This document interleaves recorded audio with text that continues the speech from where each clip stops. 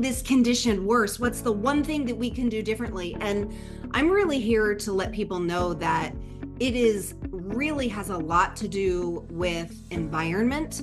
Always there is a genetic component. So eczema can run in families. If a mom or a dad has eczema, there's a higher predisposition for that child to have eczema. And then really it is something that's in the environment that is triggering the expression of those genetics for that eczematous process to express. So what types of things could be an environmental trigger? Well, it could be a food allergy or a food sensitivity. Your skin is more than just a surface. It's a window into your overall health. From stubborn acne to itchy eczema, skin conditions are an increasingly common occurrence, sending millions to dermatologists each year. But what's driving this rise and how do men and women differ in their skin struggles? Certified physician assistant Kerry Jenkins, a functional medicine expert with 25 years in dermatology, joins us to uncover the root causes of skin issues and offer long-term solutions. In this episode, we'll explore the most prevalent skin conditions, their causes, and how lifestyle, environment, and the gut microbiome play critical roles in skin health.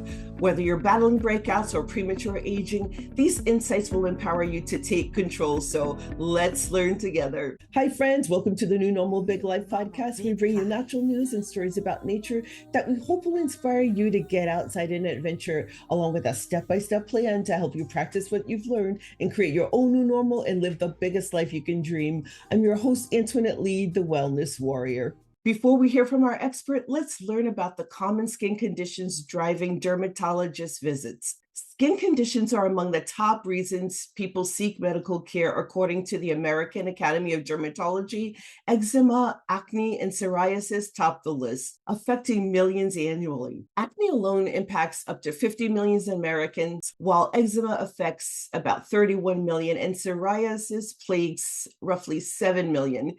Rosacea, a chronic condition causing facial redness, is also widespread, particularly in fair-skinned individuals. Let's meet the expert who will help with your biggest skin challenges. Kerry Jenkins is a certified physician assistant in Florida. She graduated over a Southeastern University in 2000 and received her master's in physician assistant studies from the University of Nebraska in 2007. Kerry has practiced medical and aesthetic dermatology for the past 25 years. Her functional integrative medicine education included certifications through the School of Applied Functional Medicine and the prestigious Institute of Functional Medicine. Kerry combines her expertise in conventional dermatology with the principles of functional medicine to treat skin conditions at their root cause, ensuring long-term health and results. She offers invaluable insights into how treating the whole body rather than just the skin leads to lasting improvements in skin health.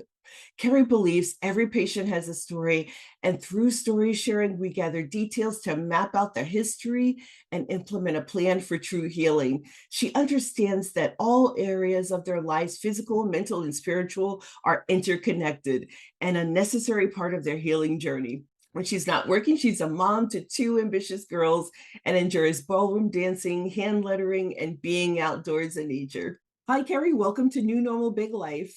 Hi, Antoinette. Thank you so much for having me. Excited to be here. So let's talk about skincare, which is among the top reasons that people seek medical care, according to the American Academy of Dermatology. What are some of the conditions that you're seeing in your practice, and are they the same for men and women? So what I'm noticing trending up more and more is I'm noticing a lot more atopic dermatitis, which in layman's terms is known as eczema. Eczema has been around since the beginning of time, but I will say that I'm starting to notice trends where we're seeing it in much younger children. Like I have infants in my practice that are head to toe eczematous rashes where they're miserable, they're unable to sleep. And when the baby can't sleep, the mama can't sleep. When the mama can't sleep, that's a big problem. So I'm noticing a lot more intensity, I would say, in my atopic dermatitis patients. And boys and girls are affected equally. Do we know what's causing this upward trend in children? It is a combination of things. We as humans always want it to be like, what is the one thing that's making this condition worse? What's the one thing that we can do differently? And I'm really here to let people know that it is really has a lot to do with environment. Always there is a genetic component. So eczema can run in families. If a mom or a dad has eczema, there's a higher predisposition for that child to have eczema.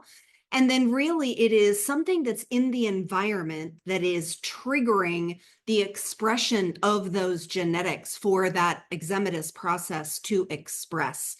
So, what types of things could be an environmental trigger? Well, it could be a food allergy or a food sensitivity. It could be any of the, multiple numerous chemicals that we are exposed to in our everyday world, the plastics, the endocrine disrupting chemicals, the phthalates, the pesticides, like the list goes on and on and on.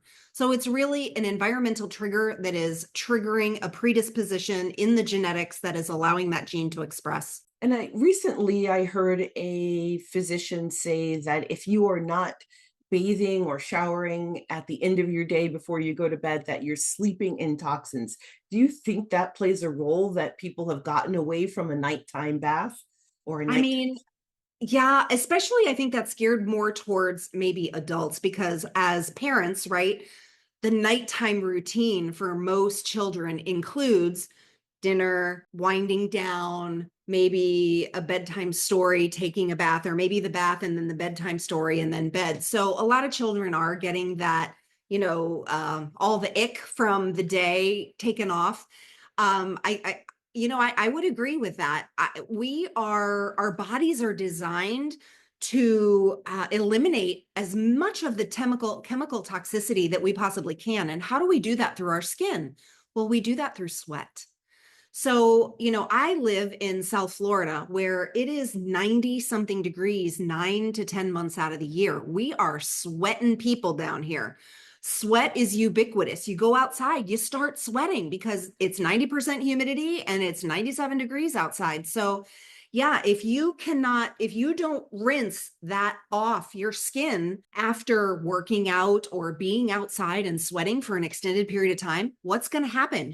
Your skin is just going to reabsorb everything that it just tried to get out. So, yeah, I think there's something to that. Are there concerns that differ between men and women, things that women might need to worry about that are different from what men might need to worry about? The one thing that really comes up for me when you ask that question is as a female, we are exposed to so much more chemical toxicity than, say, a man would be. And if we just take like your routine in the morning, when you wake up, Antoinette, what do? You get up, you have your cup of coffee, maybe you take your shower, and then you apply your moisturizer and your skincare, your makeup, and then your hair care. And you think about all the personal care products that a female is using before she even walks out the door to get herself ready to go to work. I think that's a primary difference, in contrasting males to females, because men, what do? They wake up, they have their coffee, maybe they go exercise, they come in, they shave, they shower, maybe they run a comb through their hair, they brush their teeth, and they're out the door, right? Where a woman has this whole routine where they're, the shower gel that has fragrance, and all fragrance is chemicals, right? So we have everything that's in the shower, the shampoo, the conditioner, the body wash.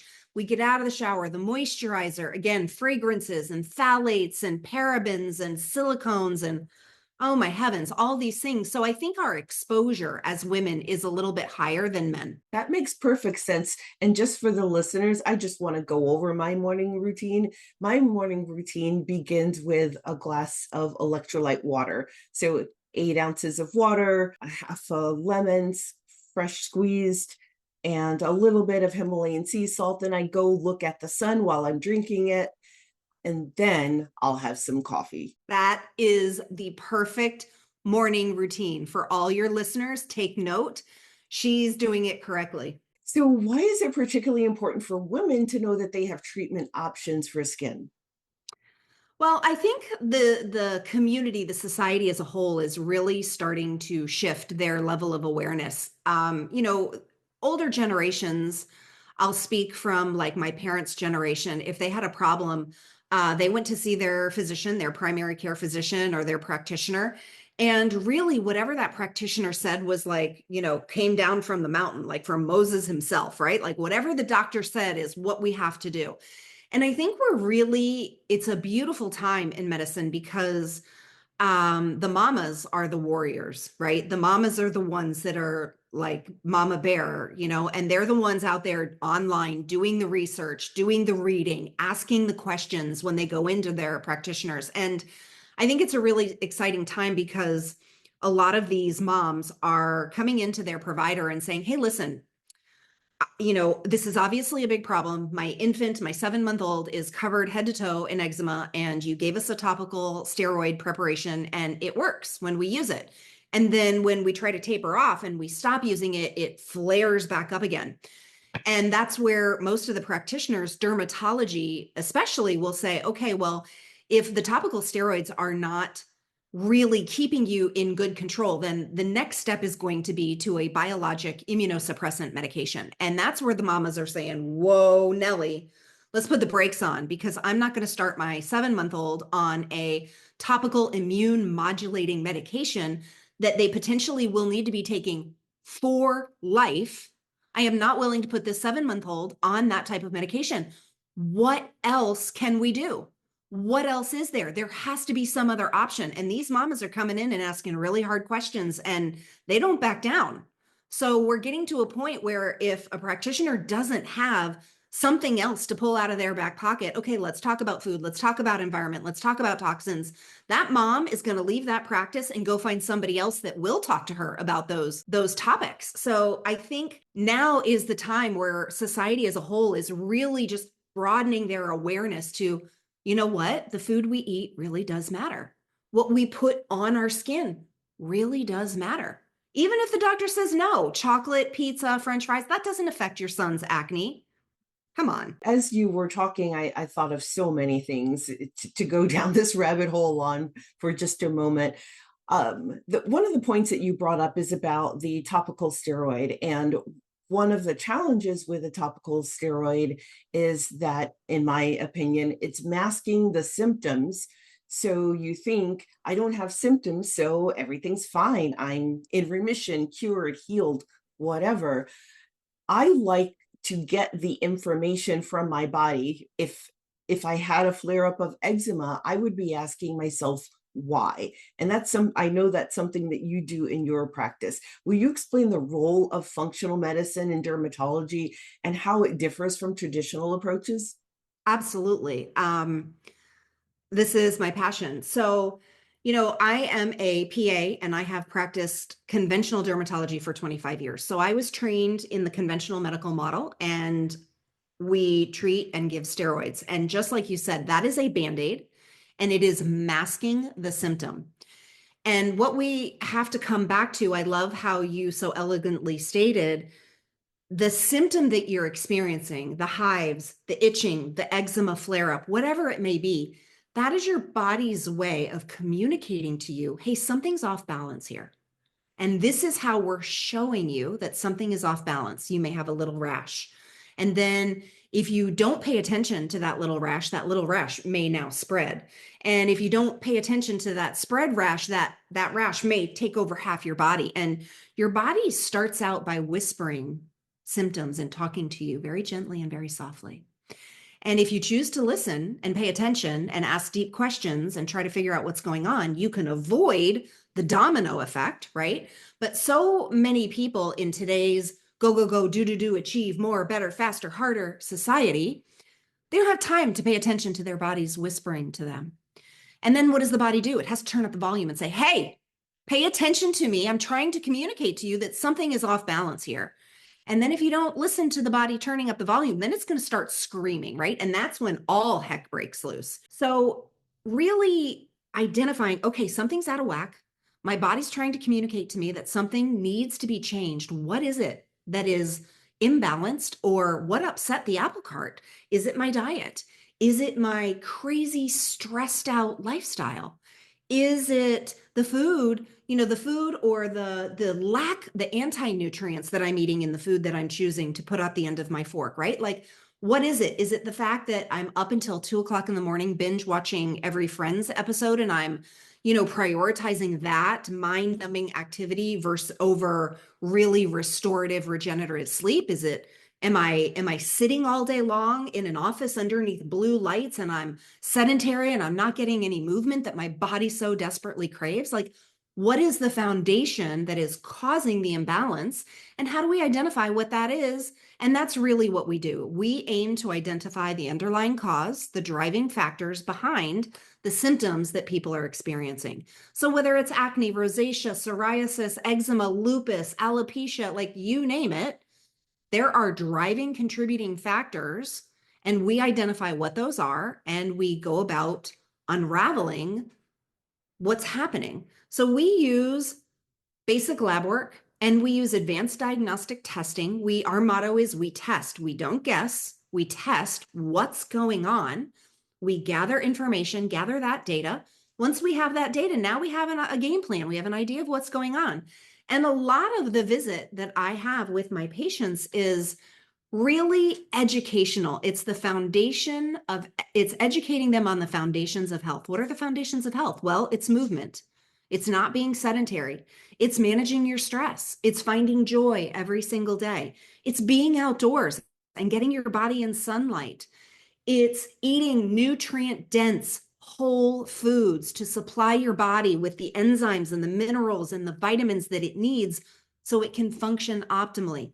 It's being hydrated. So many people are dehydrated and they have no idea. They're not getting up in the morning and fresh squeezing a lemon in their water and putting electrolytes and sea salt in that first 8 ounces that they're giving to their body, right?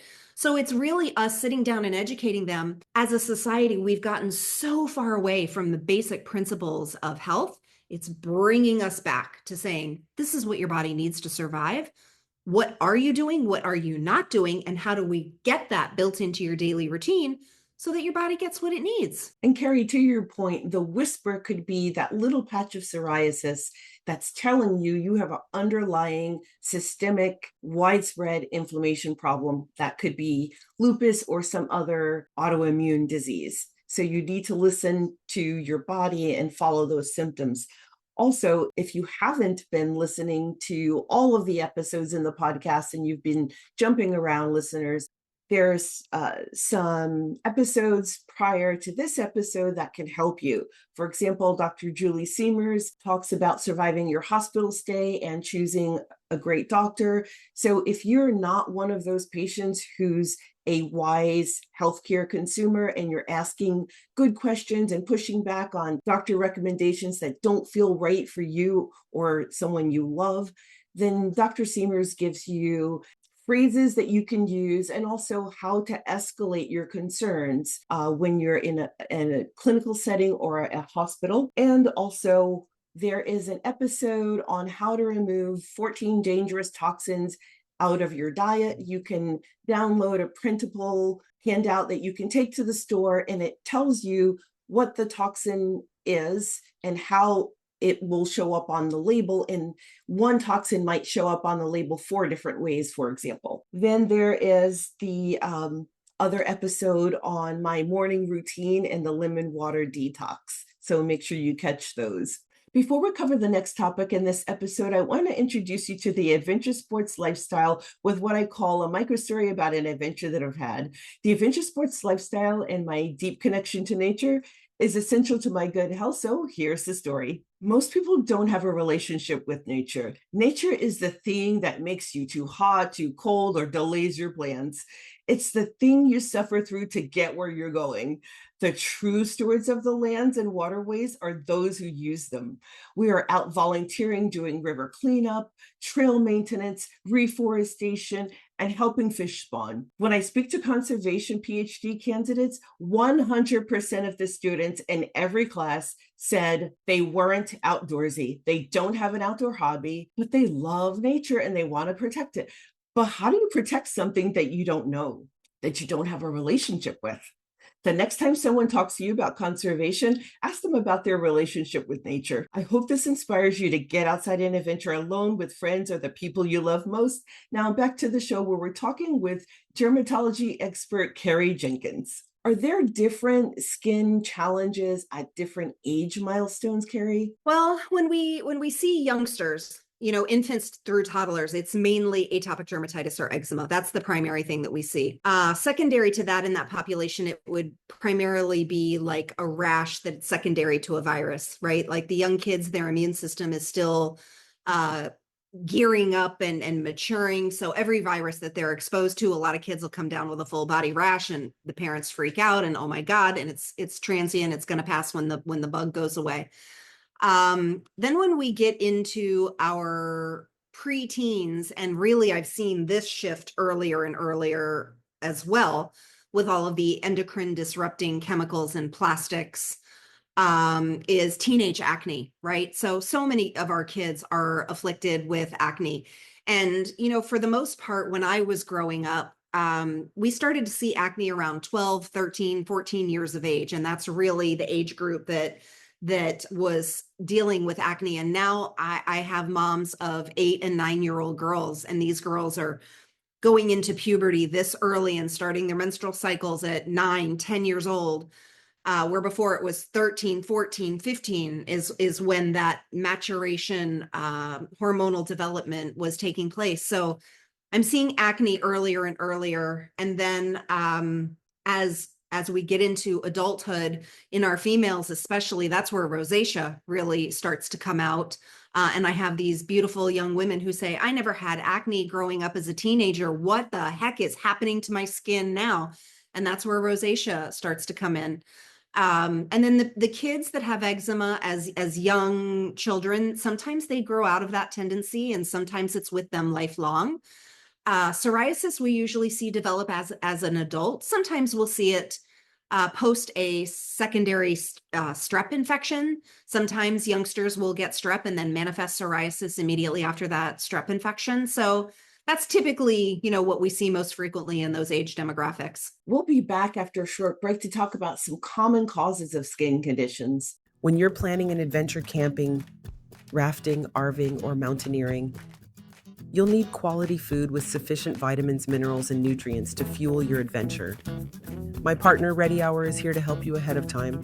Ready Hour has a long history of providing calorie-rich, reliable, and delicious nourishment for life's unexpected situations and adventures. They're part of a family of companies that have served millions of people like you for decades. My family and I use Ready Hour products for camping, mountaineering, and disaster preparedness for 5 years now. They're not just reliable, they're also your affordable option too. Long-term storable food shouldn't break the bank. That's why they have great sales and payment options for you. It's your bridge to safety and survival when you're on an adventure. So make your next decision your smartest decision. Be ready for adventure tomorrow, today. Trust Ready Hour. Ready to shop? Use my affiliate link in the show description. Kerry, what are some common causes of skin conditions, and how do you identify and treat them in your practice? So in my integrative and functional dermatology practice, I alluded previously that we are really big on testing. So I do some basic blood work where I'm looking at vitamins and nutrients to see how well the immune system is getting what it needs to be able to function optimally. So we do some regular blood work.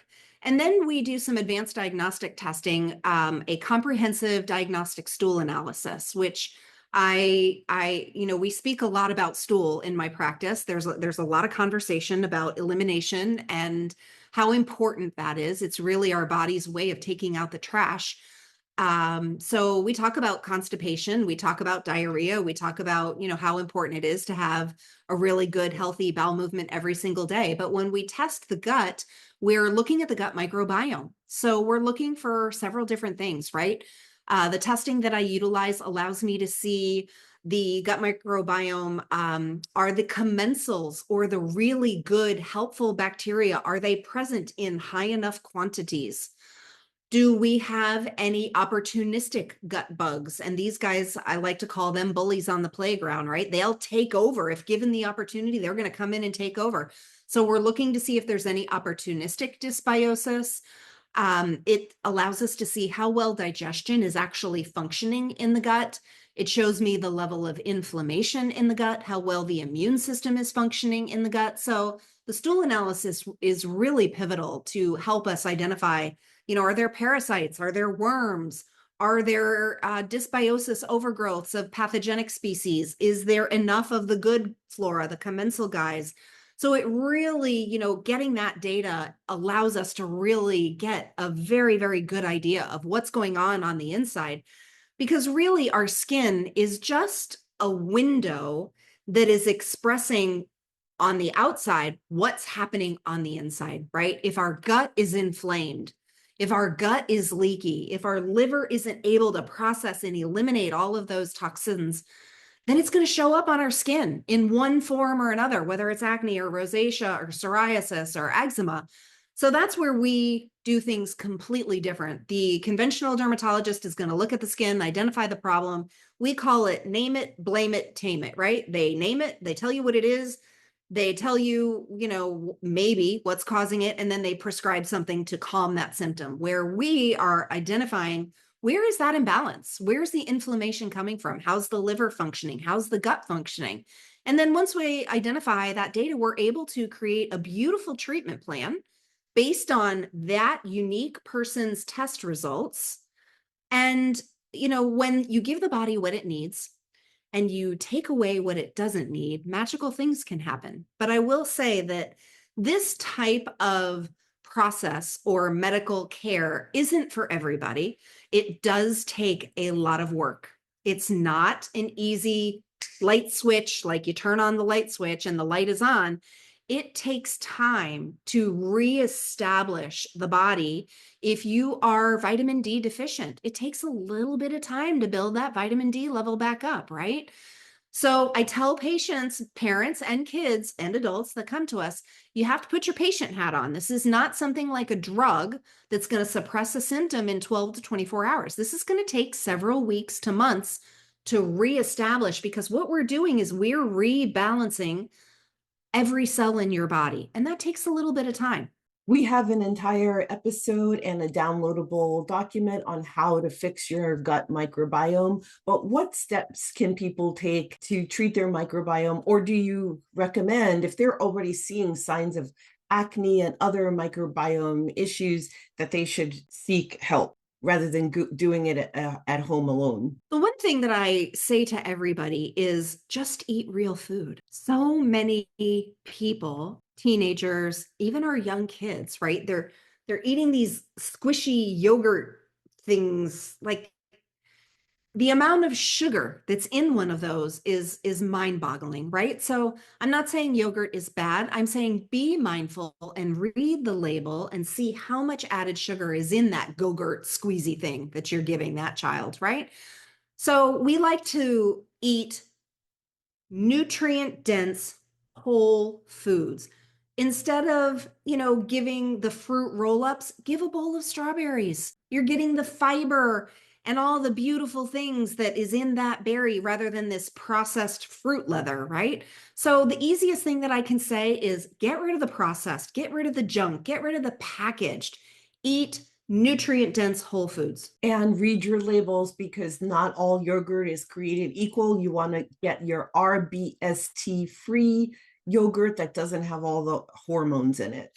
So what long-term Amen. solutions do you recommend for achieving lasting skin health? Something that I'm going to say that may surprise your audience listeners and may surprise medical practitioners as well is I am a very large proponent of getting outside and putting your body in the sun.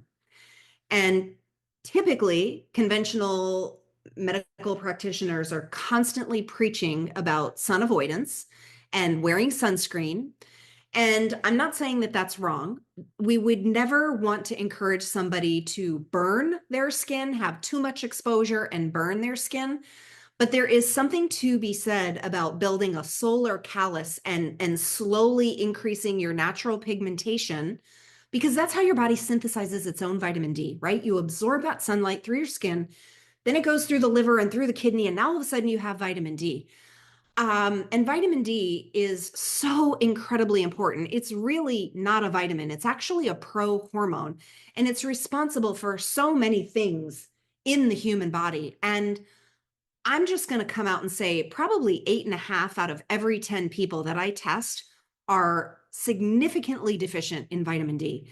So the one way that I have people, not only keep their skin health, keep their skin healthy, but to keep their whole body healthy is to be outdoors. Put your body in natural sunlight for, 15 to 40 minutes every single day. Don't burn, be smart, but expose your body to natural sunlight, UVA, UVB. As we say here on New Normal Big Life, get outside and adventure. I hope you'll go to either my social media on X or Instagram or watch this video. And I'm going to go ahead and drop this on you right now, folks.